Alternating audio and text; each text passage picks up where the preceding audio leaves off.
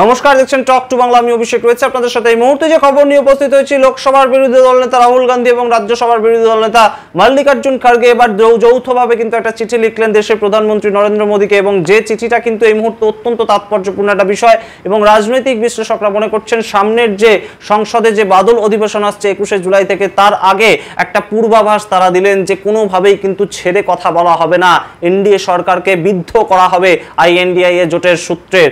এবং যে খবরটা উঠে আসছে, আইএনডিআইএ জোট কিন্তু একদম কোমর বেঁধে প্রস্তুত, একদম টিএমসি এবং তার সঙ্গে আরজেডি এবং কংগ্রেসের নেতৃত্বে তারা কিন্তু সংসদে একটা সংসদ স্থগিত করার প্রস্তাব আনবেন, এবং সেইটা কিন্তু অত্যন্ত গুরুত্বপূর্ণ। তার কারণ সিজ ফায়ার থেকে শুরু করে পেহেলগাম অ্যাটাক প্রত্যেকটা ইস্যু ঘটার পরেই কিন্তু একটা সংসদে স্পেশাল অধিবেশন বসানোর প্রস্তাব দেওয়া হয়েছিল আইএনডিআই জোটের বিভিন্ন দলের পক্ষ থেকে, কিন্তু সেই প্রস্তাবে কোনো আমলই দেননি একদম এনডিএ সরকার। সুতরাং সেই ক্ষেত্রে সামগ্রিক প্রস্তাব এবং বর্তমানে বিহারে যে এসআইআর নতুন করে নির্বাচন কমিশন নিয়ে এলো, সেটার পরিপ্রেক্ষিতে যত প্রশ্ন সমস্ত কিছুতে কিন্তু বিদ্ধ হতে হবে মোদী এবং অমিত শাহকে, এবং তারই একটা পূর্বাভাস এই চিঠি। সামগ্রিকটাই বলবো বিস্তারিত, তার আগে অবশ্যই টক টু বাংলা ইউটিউব চ্যানেলটিকে সাবস্ক্রাইব করে দিন এবং অবশ্যই এই ভিডিও শেষ অবধি দেখুন, স্কিপ না করে।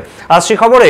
আপনারা জানেন যে রাহুল গান্ধীর নেতৃত্বে যেভাবে একটা আইএনডিআইএ জোটের ইউনিটি তৈরি হয়েছে, যে ছবিটা বারংবার প্রত্যেকটা রাজ্যে আমরা দেখতে পাচ্ছি, বিহার মূলত, সেখানে কিন্তু যে ছবিটা উঠে আসছে যে আইএনডিআইএ জোট যতটা ইউনাইটেড হচ্ছে ততটাই কিন্তু বিভিন্ন জায়গায় তাদের শক্তি হারাচ্ছে এনডিএ জোট। এবং এনডিএ জোট এই মুহূর্তে বিহারকে নিয়ে যে বেশ কিছুটা চিন্তিত, তার কারণ নীতিশ কুমার এই মুহূর্তে মুখ্যমন্ত্রীর পদ ছাড়তে রাজি নন, এবং তার সঙ্গে চিরাগ পাসওয়ান এবং অন্যান্য বিভিন্ন ফ্যাক্টরগুলো কিন্তু কাজ করছে, এবং সেই জায়গায় বিজেপির শক্তি যে বেশ খানিকটা হারিয়েছে, সেটা কিন্তু নরেন্দ্র মোদীর সভা কিংবা র্যালির মধ্যে মানুষ না হওয়া, সেটা তার মাধ্যমেই আমরা দেখতে পেয়েছি। সুতরাং সামগ্রিক ঘটনায় এই মুহূর্তে কিন্তু এসে আমরা দেখতে পাচ্ছি যে একদম সিজ ফায়ার কেন করা হলো, পেহেলগাম অ্যাটাকটা যারা করলো তাদেরকে কেন খুঁজে পাওয়া গেল না, তারা এলেন কি করে, যে সমস্ত সন্ত্রাসবাদীরা এই কাশ্মীরে এলেন তারা এলেন কি করে, সেই সামগ্রিক বিষয় কিন্তু একদম অমিত শাহকে প্রশ্ন করবেন এবং প্রশ্নবাণে বিদ্ধ করবেন একদম আইএনডিআইএ জোটের যতজন সাংসদ আছেন সবাই,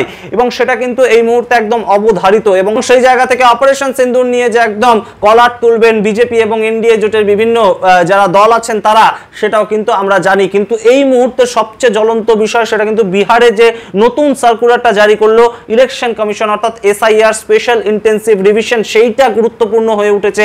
তার কারণ বিহার ভোটটাকে কোনো মতে ক্যাপচার করতে চাইছে ভারতীয় জনতা পার্টি, এবং তার একটা অস্ত্র হিসাবে কিন্তু নির্বাচন কমিশনকে ব্যবহার করছে। সেই অভিযোগ বারংবার তুলেছে কিন্তু কংগ্রেস সহ একাধিক যারা আইএনডিআইএ জোটের পার্টিগুলো আছেন তারা।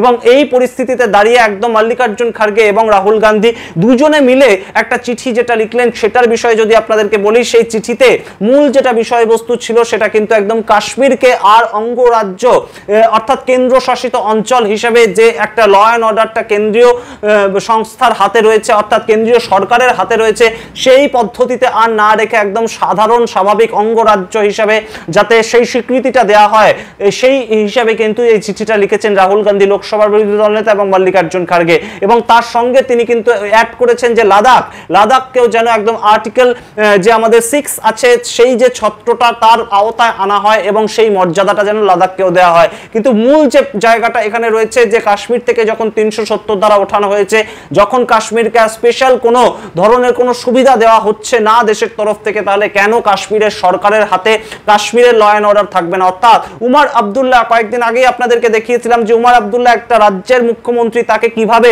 গ্রেপ্তার করলো পুলিশ, তাকে কিভাবে ধাক্কাধাক্কি করছে জম্মু অ্যান্ড কাশ্মীরের পুলিশ, সেই সামগ্রিক প্রেক্ষাপটটাকে নিয়েই কিন্তু এই চিঠি, তেমনই কিন্তু মনে করছেন ওয়াকিবহাল মহল। তার কারণ এই চিঠিকে সম্পূর্ণ সমর্থন জানিয়েছেন কাশ্মীরের মুখ্যমন্ত্রী উমর আব্দুল্লাহ এবং ন্যাশনাল কনফারেন্স পার্টি, অর্থাৎ ন্যাশনাল কনফারেন্স পার্টি যেভাবে কংগ্রেসের সঙ্গে জোটবদ্ধভাবে এই মুহূর্তে একদম এনডিএ সরকারের বিরোধিতা করছে বা বিজেপির বিরোধিতা করছে, সেটা কিন্তু আরো একবার প্রতিফলিত। এবং এই মুহূর্তে কংগ্রেস এবং ন্যাশনাল কনফারেন্স পার্টি তারা যৌথভাবে কাশ্মীরকে চালাবে, এইটাই কিন্তু একটা উদ্দেশ্য এই চিঠির, এবং সেই সামগ্রিক বিষয়টা কিন্তু এই চিঠির মাধ্যমে উঠে আসছে, তেমনই কিন্তু মনে করছেন একদম রাজনৈতিক বিশ্লেষকরা। অন্যদিকে আপনাদের যদি বলি যে এখন কিন্তু কংগ্রেসের নেতৃত্বে টিএমসি আরজেডি এরা জোটবদ্ধভাবে তৈরি।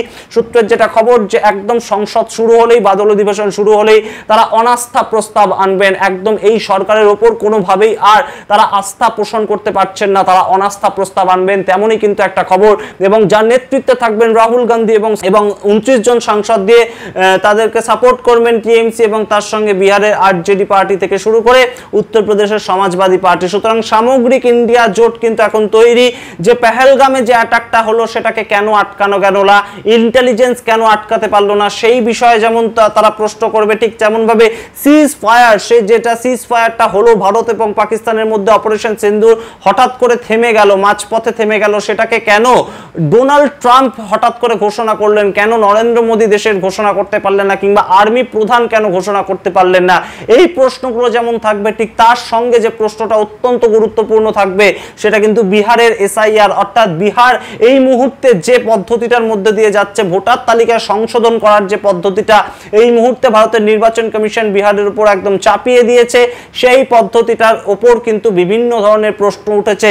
এই প্রশ্নগুলো কিন্তু সংসদের অভ্যন্তরে বাদল অধিবেশনে তোলা হবে এবং সেটার জন্য কিন্তু এই মুহূর্তে রীতিমতো একদম বদ্ধপরিকর আইএনডিআই এর জোটের বিভিন্ন পার্টিগুলো। তার আগে কাশ্মীরকে একদম সম্পূর্ণ একটা অঙ্গরাজ্য রূপে রাজ্য এবং কেন্দ্রের যে সমীকরণ সেই হিসেবে, যেমন পশ্চিমবঙ্গ, কেরালা, তামিল, উত্তরপ্রদেশ, এই যে রাজ্যগুলোর সঙ্গে কেন্দ্রের যে সম্পর্ক, সেখানকার মুখ্যমন্ত্রী যেভাবে ল অ্যান্ড অর্ডারটাকে সামলান, যে সেখানকার মুখ্যমন্ত্রী সেখানকার পুলিশদের যেভাবে সামলান, সেই একদম তকমাটা, সেই অধিকারটা একদম উমার আব্দুল্লাহকে যাতে দেয়া হয়, অর্থাৎ এই মুহূর্তে যিনি মুখ্যমন্ত্রী আছেন তাকে যাতে দেয়া হয়, সেই মর্মে এই রাহুল গান্ধীর চিঠি, সেটা কিন্তু অত্যন্ত তাৎপর্যপূর্ণ।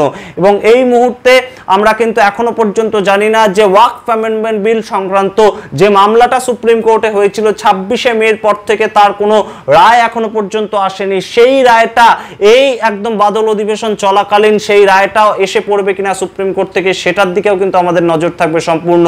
এবং সেই সামগ্রিক বিষয় প্রশ্ন মানে কিভাবে মোদী সরকারকে বিদ্ধ করছে ইন্ডিয়া জোট, সেটাই কিন্তু এখন দেখার বিষয়। এবং যার নেতৃত্বে থাকবেন রাহুল গান্ধী এবং যাকে সাপোর্ট করবেন তৃণমূল কংগ্রেস থেকে সমাজবাদী পার্টি এবং আরজেডির মতন বিভিন্ন দল, তেমনই কিন্তু একটা খবর। এবং তার আগেই একটা চিঠি যেটা কিন্তু সরাসরি প্রধানমন্ত্রীকে লিখলেন মাল্লিকার্জুন খার্গে, রাহুল গান্ধী একযোগে, যেখানে কিন্তু বলা হলো একদম ন্যাশনাল কনফারেন্স পার্টির হাতে, অর্থাৎ কাশ্মীরের যে সরকার, নির্বাচিত সরকার, তাদের হাতে যাতে ল অ্যান্ড অর্ডারটা দিয়ে দেওয়া হয়। এবং শুধু তাই নয়, একদম কেন্দ্রশাসিত অঞ্চল হিসেবে যেন আর কোনোভাবেই কাশ্মীরকে ট্রিট করা না হয় এবং লাদাখকে যেন একদম আর্টিকেলের অনুচ্ছেদ 6 হিসেবে সম্পূর্ণ অধিকারটা দেওয়া হয়। সেই সামগ্রিক ডিটেলসটাই রাখলাম আপনাদের সামনে। আপনারা কি মনে করেন এই মুহূর্তে বিহারের যে এসআইআরটা, সেটাকে নিয়ে কিভাবে ঠিক আইএনডিআই এর জোট বিদ্ধ করবে এনডিএ সরকারকে, এবং তার সঙ্গে অপারেশন সিন্দুর থেকে সিজ ফায়ার কিংবা পেহেলগাম অ্যাটাক, বিভিন্ন বিষয়গুলো নিয়ে কিভাবে মুখ খুলবেন আইএনডিআই জোটের বিভিন্ন নেতারা, সেই সমস্ত কিছু আপনারা আলোচনা করুন। সামগ্রিক বিষয় আপনাদের কি মতামত কমেন্ট বক্সে কমেন্ট করে জানান। দেখতে থাকুন টক টু বাংলা। অবশ্যই টক টু বাংলা ইউটিউব চ্যানেলটিকে সাবস্ক্রাইব করে দিন। ধন্যবাদ।